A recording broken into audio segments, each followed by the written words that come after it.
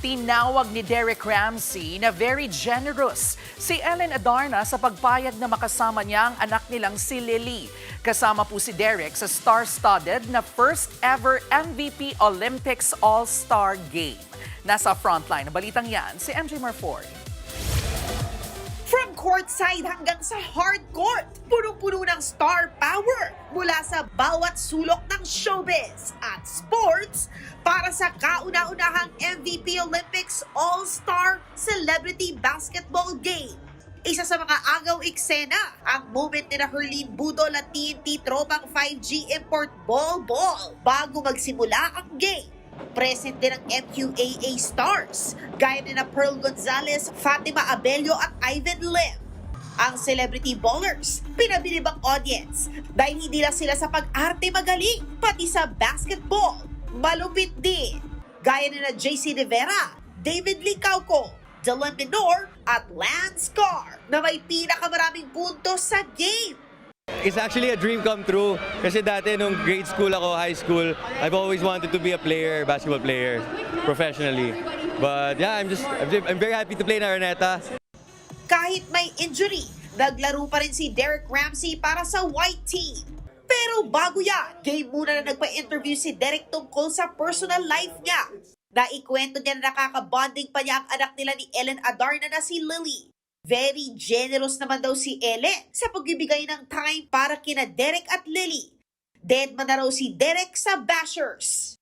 Yeah, I don't want to comment about any of that noise online. For me, my focus is really my time with my daughter. I'm at peace, and I just, and in time, everything will be okay.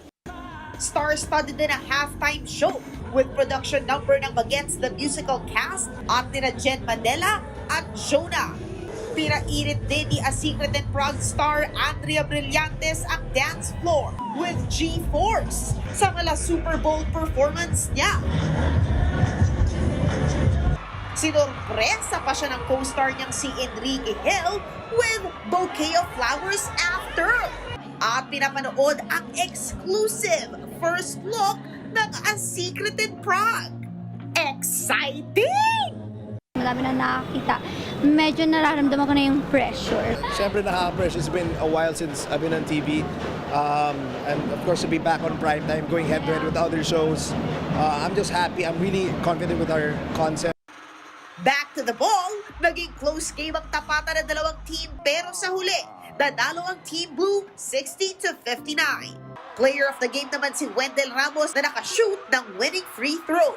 Pinangunahan ng Metro Pacific Investments Corporation o MPIC at MVP Olympics head na si Shea Cabal Revilla ang event. At syempre, dinaluhan ni MVP Group Chairman Manny V. Pangilinan. It's a real basketball game and a number of good players. Layo ng MVP Olympics sa palakasin ng teamwork, sportsmanship at camaraderie sa loob ng organisasyon at sa buong industriya. Kaya naman mahalaga na pinagkaisa ng MVP group ang players mula sa iba't ibang networks. We belong to one country, one family, one brotherhood, one heart. So we should help each other. Abangan ang susunod na MVP Olympics. Nagbabalita mula sa Frontline. MJ Marfori, News 5. Mga kapatid, Jervy Wrightson po. Eto na nga. Para sa latest showbiz news at iba pang kay-alaman, mag-follow at mag-subscribe na sa social media pages ng News 5.